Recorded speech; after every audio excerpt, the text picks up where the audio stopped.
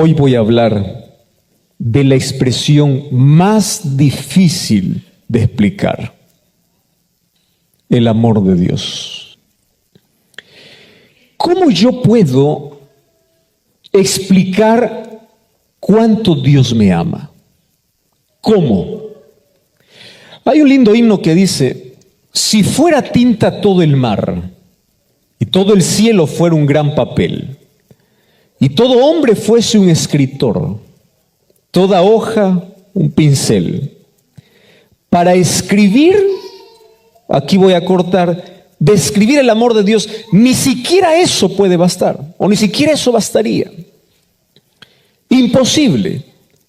Y existen algunas palabras que me encantan cuando queremos definir el amor de Dios.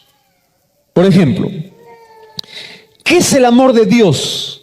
Y ahí en el diccionario encontramos una palabra que poco se usa, pero es gloriosa, es deslumbrante. Cuando no sabemos qué decir, la mencionamos. Y nosotros decimos así: el amor de Dios es inefable. ¿Quién puede describir lo inefable? Inefable significa algo que no se puede describir. Inefable, suena suave, suena lindo para aquellas cosas que no puedes describir. Su amor es inefable. Otra de las expresiones que aparece para poder describir el amor de Dios es que el amor de Dios es inmedible. Los seres humanos medimos amor porque somos egoístas, ¿o no es así? Yo te amo mientras tú me ames. ¿Crees que no es así? Te hago un ejemplo. Un joven está queriendo conquistar a una señorita. Él expresa su amor. ¿Cómo lo expresa? Chocolates, mensaje de texto, WhatsApp, imágenes, videos, serenatas. Yo no sé si todavía continúa haciéndose eso, porque cada vez está más moderno y cada vez es más digital, ¿verdad? Ya no necesitas charros para una serenata, ahora una serenata virtual. Yo no sé si es lo mismo, pero por allí va. Antes habían diversos modos de poder expresar el amor. Empiezan, ¿verdad? Los regalos, corazones, peluches. Bueno, ustedes saben todo el asunto. Hasta que se declara su amor. Y si la otra persona le dice no, se acabó. Se acaban los chocolates, se acaban los peluches, se acabó todo. Y antes tú puedes decir yo te amo, y hoy puedes decir yo no quiero ni verte. Porque nuestro amor es egoísta. Y nuestro amor se mide, ¿verdad? Incluso la música secular está lleno de aquel amor barato, de aquel amor con fecha de vencimiento, de aquel amor que causa heridas, de aquel amor que hiere, de aquel amor que decepciona. ¿Qué tipo de amor es el que hoy se proclama?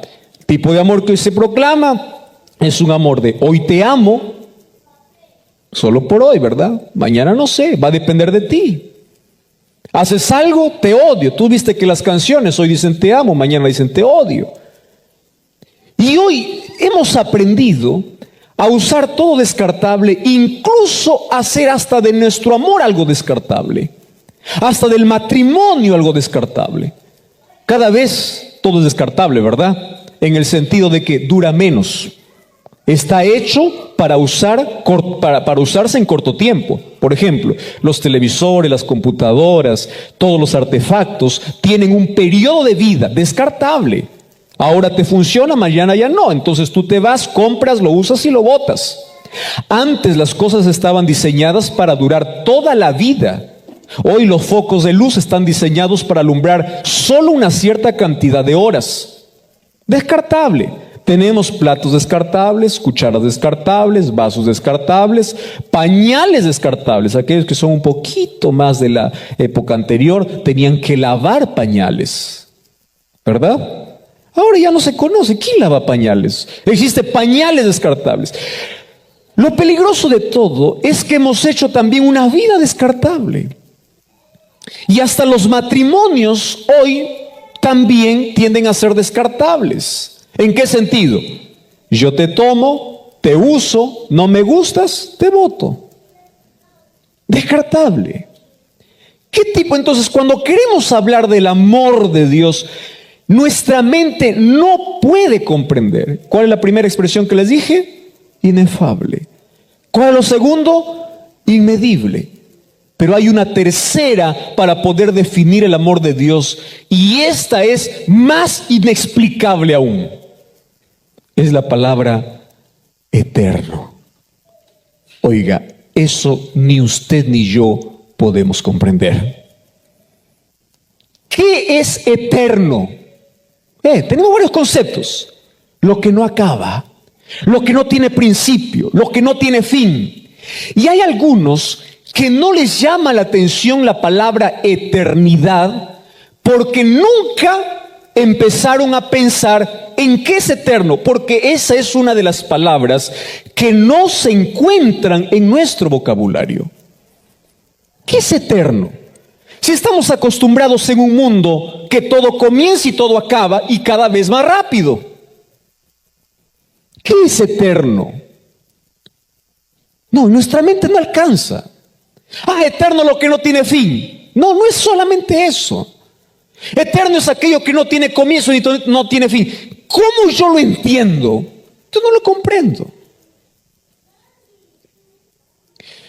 Saben que la palabra eternidad es algo que jamás podremos encontrar una explicación, porque nuestra mente es tan pequeña para entender lo eterno. Los seres humanos contamos, imagínate los seres humanos, contamos los años. ¿Cuántos años tienes? Tengo 30 años. Estás contando años. En el cielo ya nadie contará años. ¿Para qué? Imagínate cómo contaban los años aquellos primeros hombres que salieron de las manos de Dios. Imagínate Matusalén, que por supuesto no fue eterno, contando sus años. Matusalén, vamos a hacer una torta, es solo una imaginación, no es que esto sucedió. Y vas a pagar hoy 969 velas, si nosotros para pagar 10 velas se nos acabe el aire. Él vivió 969 años. Es decir, cuando él tenía 100 años apenas había llegado a la adolescencia, ni a la adolescencia. Y hoy a los 100 años estamos bajo tierra.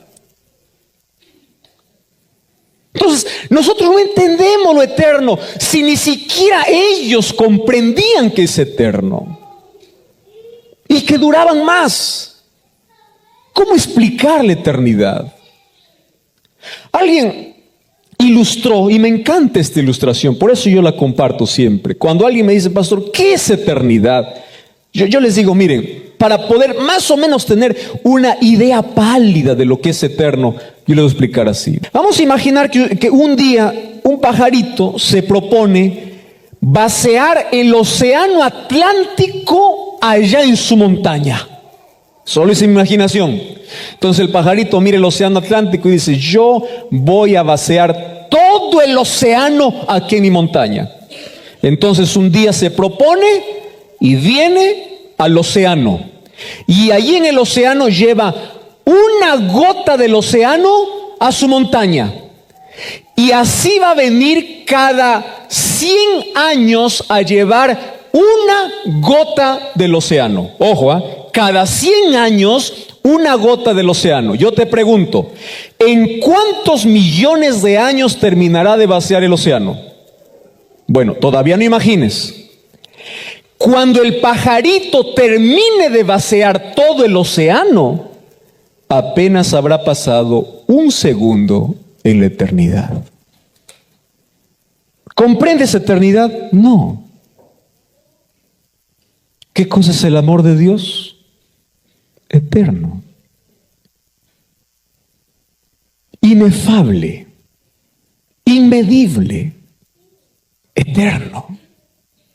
Es por eso que cuando Cristo mismo trata de explicar a Nicodemo el amor de Dios, ni siquiera Jesús pudo encontrar una palabra que la mente humana pueda comprender el amor. Por eso le dice a Nicodemo, porque de tal manera, ¿qué es de tal manera?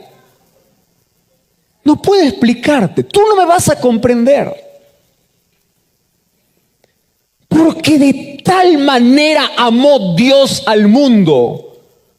¿De qué manera? De tal. ¿Cómo que de tal? Que no entiendes.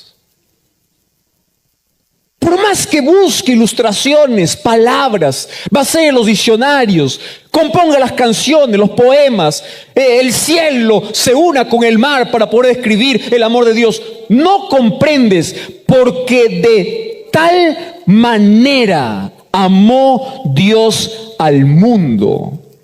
¿Saben qué cosa es aquí lo que me impacta de este texto? Ustedes saben que cada expresión de Juan 3:16 es para poder hablar horas y horas.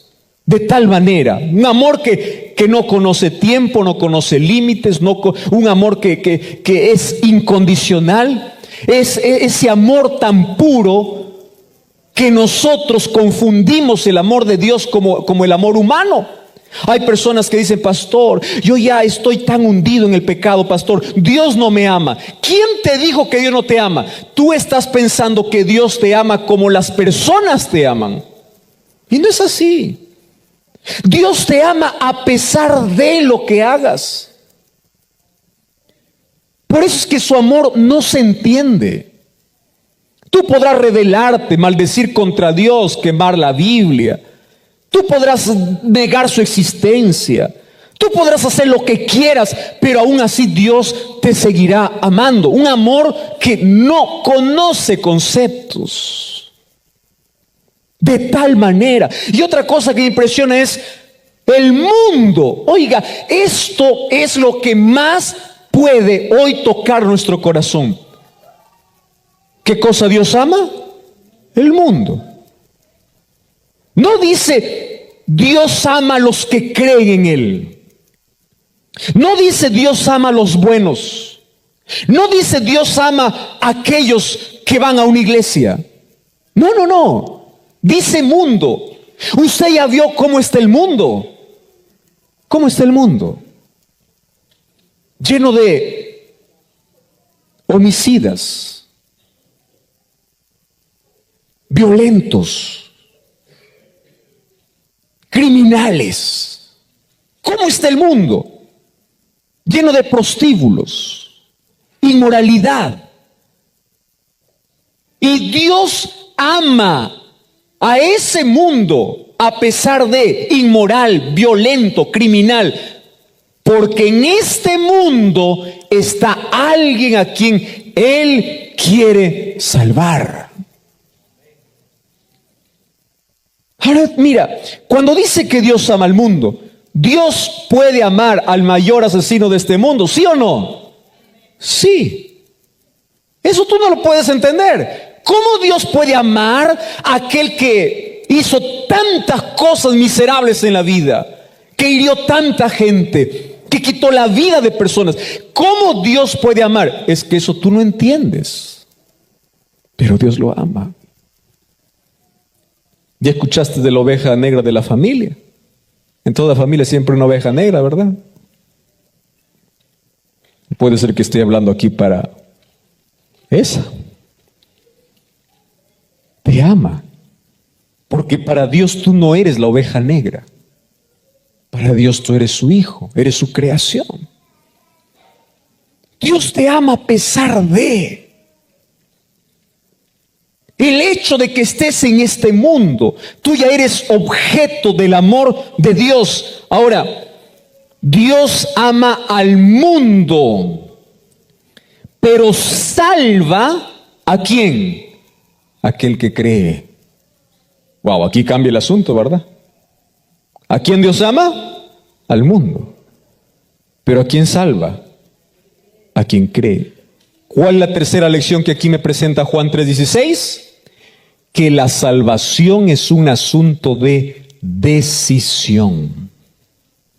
Dios no creó seres humanos programados para obedecer. Dios creó seres humanos diseñados para amar. No fuiste programado. ¿Cómo Dios probaría a todo el universo que el ser humano tiene libertad? ¿Cómo Dios lo probaría? Colocándole una pequeña prueba. Porque es en la prueba donde uno elige qué quiere. ¿O no es así? Por supuesto. Y Dios no le colocó una prueba difícil. Ustedes ya se dieron cuenta la prueba de lealtad que Dios le dio a Adán y Eva. ¿Por qué Dios colocó el árbol ahí en el centro del jardín? ¿Porque Él quería que ellos cayesen? No. Dios lo colocó porque era la única manera como sus criaturas podían elegir libremente. Era la prueba ante el universo que los seres humanos fuimos creados libres para elegir. ¿Cuál era la prueba? Mira, de todo árbol podrás comer. Ojo, ¿qué cosa dice? Todo. Menos uno. ¿Eso es difícil? No. ¿Sabes qué cosa hubiese sido difícil? Solo de un árbol podrán comer y de todos no. Oiga, eso sí es difícil. ¿No les parece? ¿Cuántas frutas tenía? ¿Cuántas cosas tenía en el jardín Adán y Eva? Tenía todo y todo a su disposición. Solo uno. Era la prueba de lealtad. Uno. No te acerques. Un día, un hombre me hizo una pregunta. Un joven me hizo una pregunta. Me dice, pastor, ¿no le parece que Dios fue muy injusto al sacar a Adán y Eva del jardín del Edén solo por comer un fruto?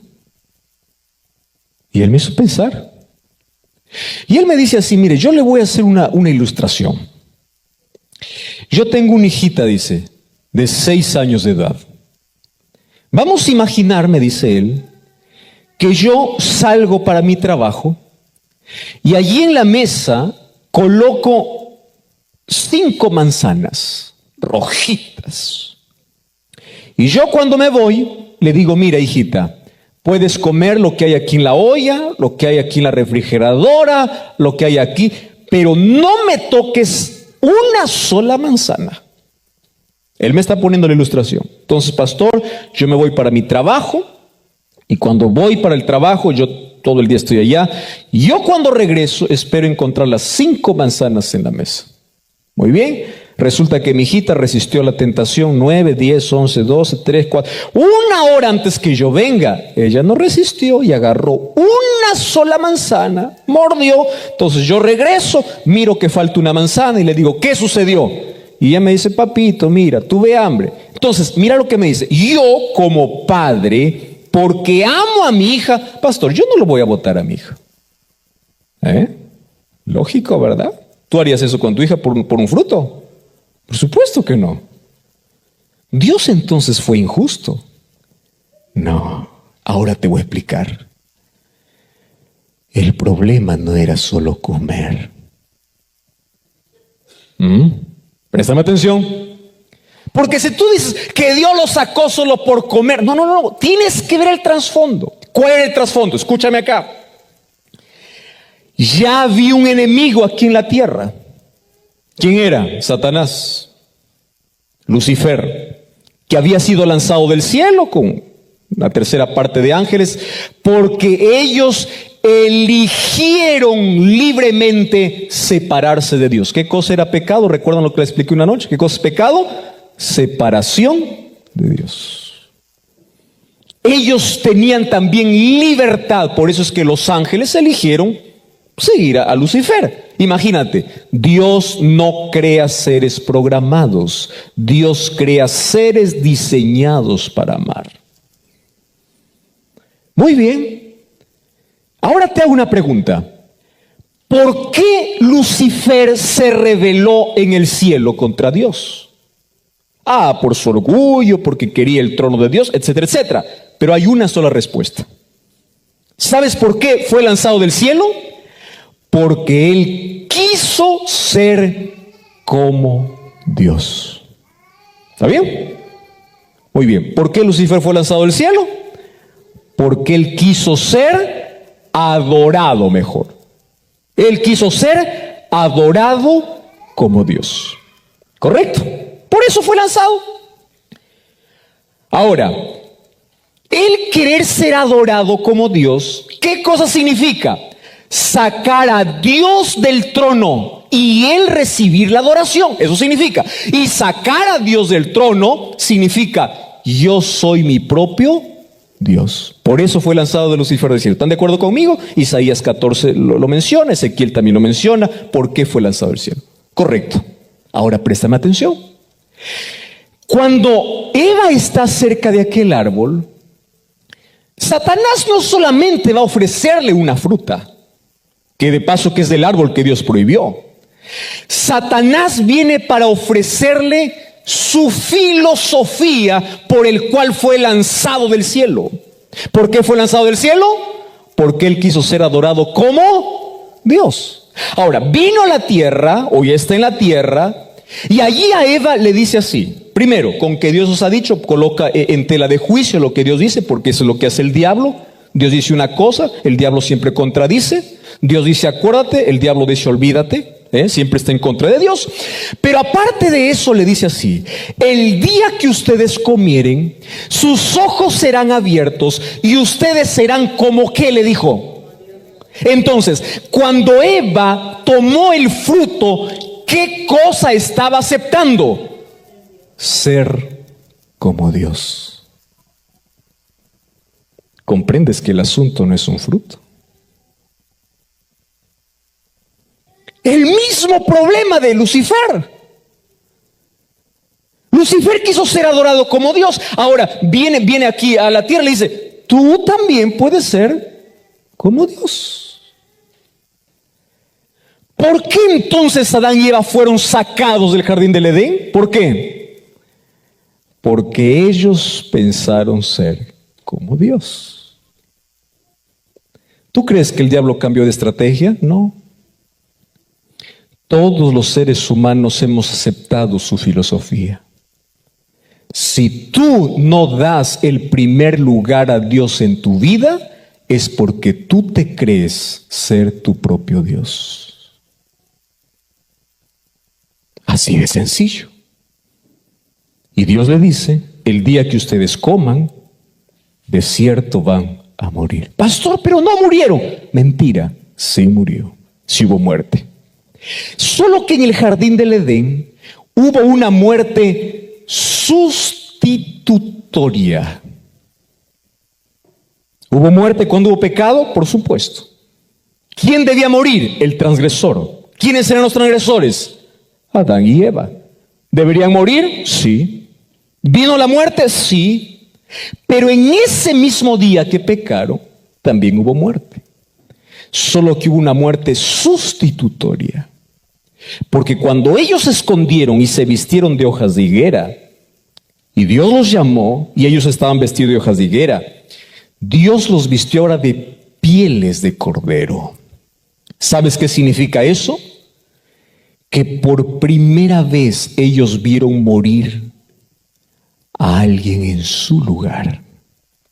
¿Quién era? Un cordero. Inocente. ¿Quién debía morir? Ellos. ¿Quién murió? Un cordero.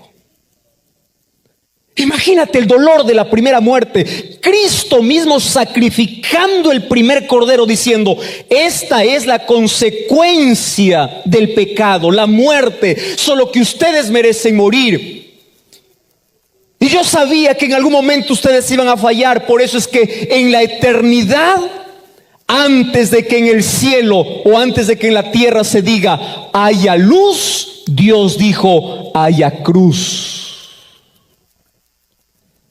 Porque si Adán y Eva pecaron, Él ya tenía un plan para poder salvarlos.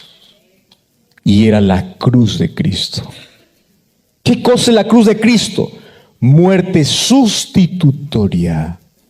Tú deberías estar allí, mas Él tomó tu lugar. Cordero.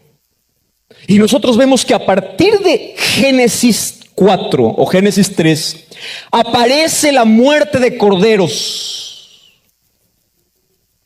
Abel ofreció como ofrenda ¿qué cosa? Cordero. Porque ese cordero que murió en lugar de Adán y Eva, ¿a quién representaba? A Jesús. Por eso Juan 1:29, cuando Juan mira a Jesús, ¿qué cosa dice? He aquí el Cordero de Dios que quita el pecado del mundo. Aparece la historia de Abraham. Un día Dios le dice a Abraham, sacrifícame a tu hijo, si realmente me amas. Y allí él llevó para Isaac, ahí al monte Moria. Y cuando estaba por sacrificar a su hijo en fe, en obediencia a Dios, él estaba levantando el cuchillo. Dios le detuvo y le dice, ya sé que me amas, ya sé que quieres hacer sacrificio, pero tu hijo no morirá, porque detrás, ¿qué cosa hay? Un cordero. ¿Quién tenía que morir? Isaac. ¿Quién murió en su lugar? Un cordero. ¿Quién era ese cordero? Jesús. Y un día aparece allí la historia de Dios guiando a su pueblo durante 40 años en el desierto. Y durante todos esos años, según Éxodo capítulo 25, le dice, hagan un santuario. ¿Para qué? Porque allí va a estar la presencia de Dios. ¿Y qué se hacía en el santuario? Sacrificios. ¿Qué cosas se sacrificaba? Todos los días, ¿qué cosa sacrificaba? Corderos. Si yo pecaba, quiero que entienda la escena, tomaba el mejor cordero del corral, y entraba hasta el atrio, que era el lugar antes de poder ingresar al santuario, que tenía 2 compartimentos, lugar santo y lugar santísimo. El sacerdote me esperaba allí en el altar de sacrificio, se lavaba las manos, me colocaba alguna ropa, porque yo lo iba a ensuciar. Y antes de que yo pueda matar al cordero, a ese corderito inocente, ¿sabes qué cosa hacía las personas?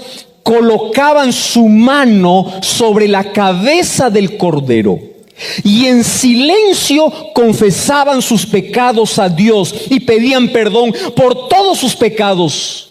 ¿Qué cosa estaba enseñando Dios a través de eso? Que el pecado del ser humano se transfería hacia un animal inocente. Y cuando después que él ha confesado sus pecados, colocando su mano sobre la cabeza del cordero, entonces el sacerdote le daba un cuchillo. Y yo mismo como pecador tenía que sacrificar, matar, asesinar a un cordero, porque ese cordero murió en mi lugar. Yo debería morir, pero él murió inocente.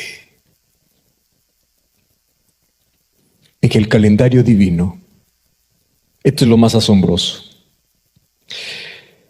existía ya un día y una hora para la muerte de Cristo. ¿Sabían ustedes eso? Porque el sacrificio de Jesús en lugar del hombre estuvo planificado antes de la creación del hombre. Es decir, Dios te amó antes de que el mundo fuese creado. Y Dios te amó antes de que tú nacieras. Salmos capítulo 139 dice, tus manos me formaron en el vientre de mi madre. En otras palabras, tú me amaste desde antes que yo nazca. Desde antes que alguien me reciba en sus brazos, tú ya me conocías quién era. Dios te amó antes de tu existencia, antes de que el mundo incluso fuese creado. Dios te amó. Entonces, ¿qué cosa sucedió? Así como en el calendario divino existía un día y una hora para la muerte de Cristo, ustedes saben que Gálatas capítulo 4, versículo 4 dice así, que Cristo vino a esta tierra en el tiempo, como la muerte de Cristo estaba en un cronograma profético. Solo que sabes, la muerte de Cristo estaba anunciada ¿desde qué momento? ¿Sabes de qué momento? Aquí te explico la historia. Un día el pueblo de Israel estuvo 430 años como esclavo. Y llegó el momento de liberar a ese pueblo, libertar de la esclavitud. Dios levantó un líder llamado Moisés. Y le dice, mira, después de haber 10 plagas allí para que Faraón pueda dejar al pueblo ir, Dios le dice al pueblo así: hoy va a ser la última. ¿Y cuál es la última? Todos ustedes van a matar un cordero. Aquellos que tienen un hijo en casa. Y cuando ustedes maten el cordero, coloquen la sangre del cordero en los postes de su casa. Y esta noche el ángel pasará mirando todas las casas, y aquella casa que no tenga la sangre del cordero, el ángel matará al hijo primogénito.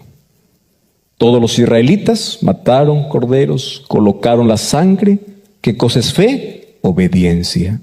Obedecieron la orden de Dios y ningún primogénito allí murió.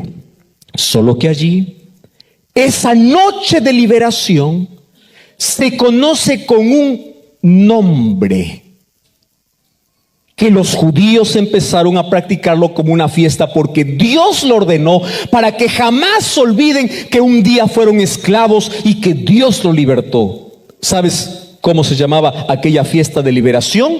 Se llamaba la fiesta de la Pascua. Pascua viene del término Peshá. ¿Sabes qué significa Peshá? Pasar por alto. Qué interesante. Aprender una palabra. Pascua, ¿de dónde viene? Peshá. Hoy día el mundo, Pascua lo llama huevos, conejos, cualquier cosa que no tiene nada que ver con el verdadero significado. ¿Qué cosa es Pascua? Peshá. Pasar por alto. ¿Qué significaba? El ángel pasaba por alto las casas que estaban pintadas con sangre. Muy bien. Pero a partir de allí, Dios les da una orden. ¿Y cuál era la orden? Préstame atención. La orden era que ellos tenían que recordar su liberación.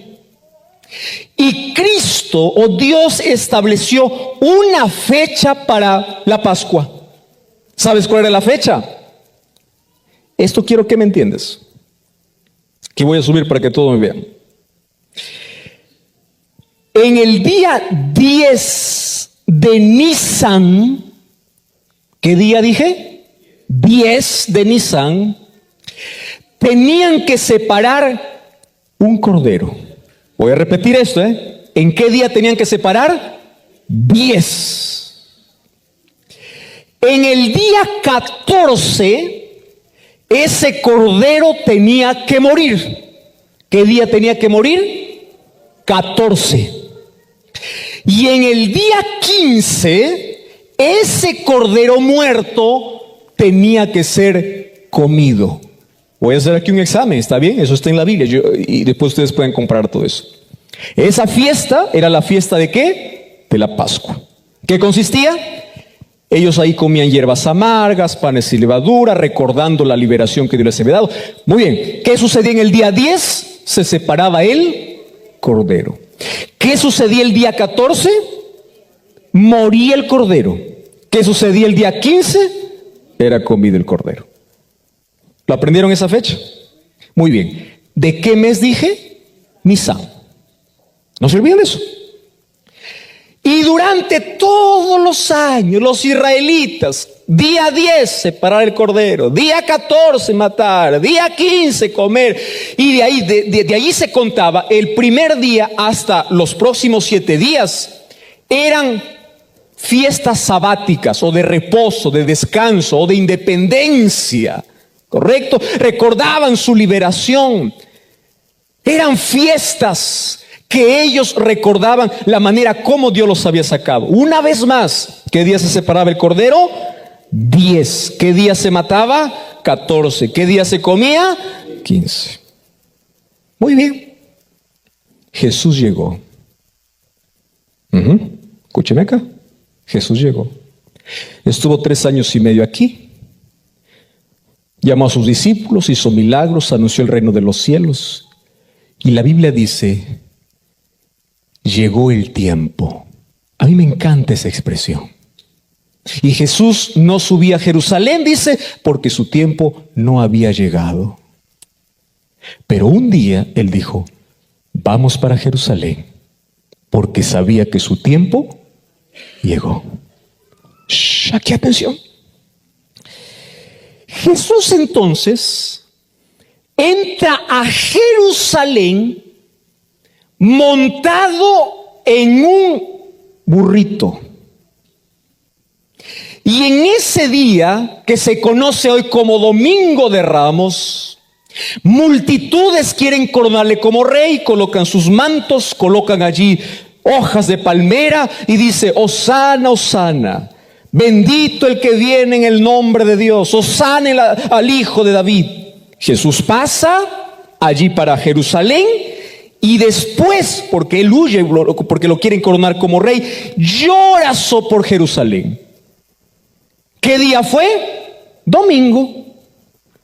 ¿Ustedes sabían qué fecha Jesús entró para Jerusalén? Entró un 10 de Nisan. ¿Qué cosa se hacía el día 10? Se separaba, ¿qué cosa? El cordero.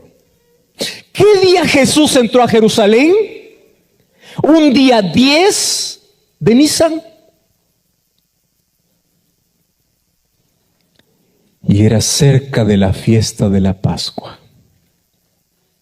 Es decir, Jesús entró a Jerusalén llamando la atención de todo el pueblo diciendo, yo ya fui separado para morir.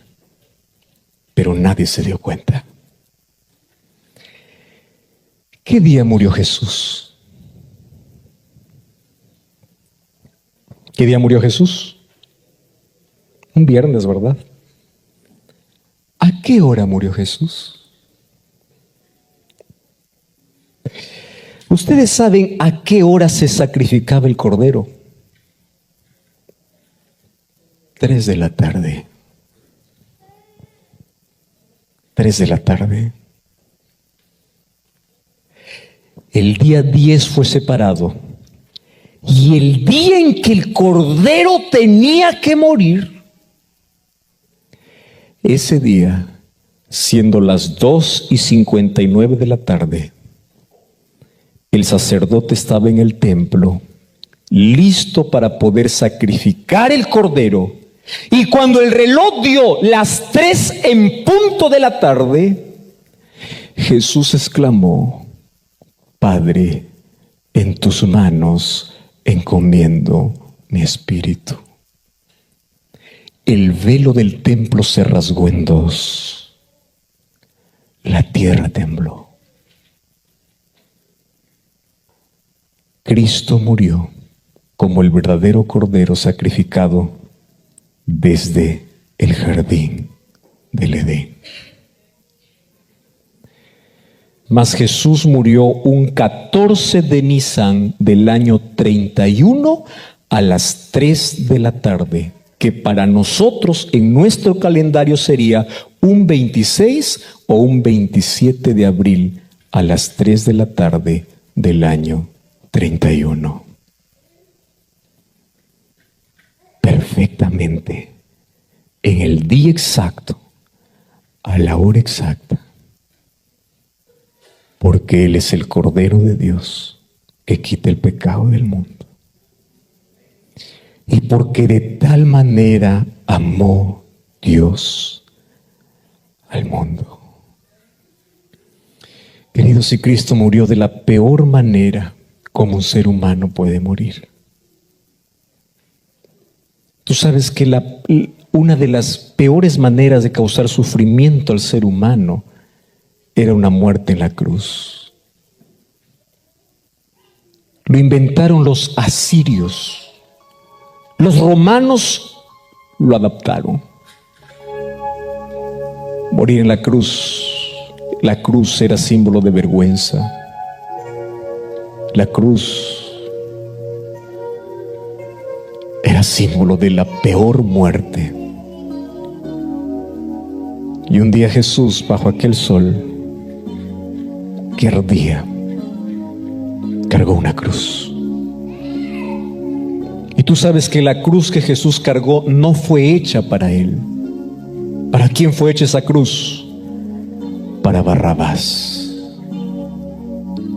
Pero Jesús murió en su lugar. ¿A quién representa Barrabás? A todos los que estamos aquí. Tú y yo merecíamos morir, mas Él cargó nuestra cruz, porque de tal manera amó Dios al mundo. Dio su vida de la manera más cruel. ¿Y sabes qué cosa dijo Jesús? Cuando yo fuere levantado de la tierra, a todos atraeré a mí mismo. Una de las cosas que a mí tanto me apasiona y me gusta hablar sobre la cruz o sobre Jesús es lo siguiente. La cruz de Cristo se levantó para ser un imán para conquistar corazones. Cuando yo era niño, me gustaba jugar con 2 imanes. Yo no sé si alguna vez ustedes jugaron. El imán el imán y un metal, ¿verdad? Yo agarraba en una mano el imán, en la otra mano el metal. Entonces yo colocaba ahí en la mesa. ¿Y qué cosa es el imán? Atrae. ¿Y cuál era mi juego? Mi juego era, mientras él lo atraía, yo lo alejaba. Y llegaba un momento en que yo allí colocaba mis 2 manos, un objeto de metal y un imán, y yo jugaba así. A ver, la fuerza del imán me llevaba al metal, pero yo resistía, y el imán jalaba y yo resistía. Un juego inocente, un juego de niño. Mas cuando fui creciendo, yo entendí que así soy yo con Dios. Dios me atrae. Ven. Desde el momento que naces te dice, ven. Yo hice todo por ti. Y cuando tú te sientes atraído, tú te alejas, tú resistes, tú te alejas. ¿Y cuál es la consecuencia? Dolor, muerte. Y si sigues jugando con ese imán, si no te dejas conquistar por el amor de Jesús, estás perdido para siempre. Querido, Cristo murió y Él es un imán dispuesto a conquistar tu corazón, pero jamás lo podrá hacer a menos que tú no le permitas. Mucho se habla sobre amor no correspondido, ¿verdad? ¿Qué es un amor no correspondido? Alguien dispuesto a dar todo y hacer de todo por amor, pero el otro no corresponde. ¿Tú sabes cuál es el amor no correspondido más grande del universo? Es el amor de Dios por el hombre. Dios entrega todo, pero tú no estás dispuesto a dar nada. Pero aún así Dios te sigue amando, porque de tal manera amó Dios al mundo. Hoy una vez más Cristo abre sus brazos para decir, yo vine aquí porque tú eres mi hijo y yo te salvé. Pero muchos dirán, yo no quiero nada contigo, vienes a arruinar mi vida. Jamás desprecies a tu Salvador, jamás. Déjate atraer por aquel imán poderoso que es Cristo abriendo los brazos en la cruz. Hoy ya no está más en la cruz, mas hoy sigue abriendo los brazos para decirte, ven, yo di mi vida por ti, yo te amo, tú eres lo que más amo en este mundo y yo quiero verte aquí en la eternidad junto a mí.